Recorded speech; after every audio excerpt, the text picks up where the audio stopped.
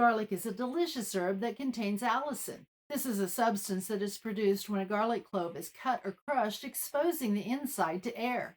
And while garlic is delicious in food, unfortunately, cooking destroys the medicinal properties, so it is best to take one fresh garlic clove, crush it, and expose it to the air for 3 to 5 minutes before eating it once a day.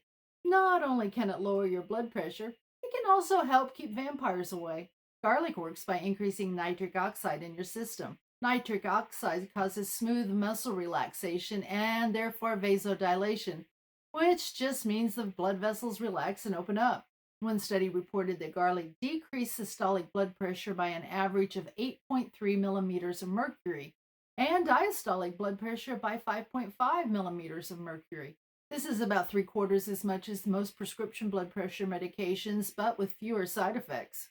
Garlic can cause bad breath, heartburn, nausea, and may increase the risk of bleeding if you're taking a blood thinner.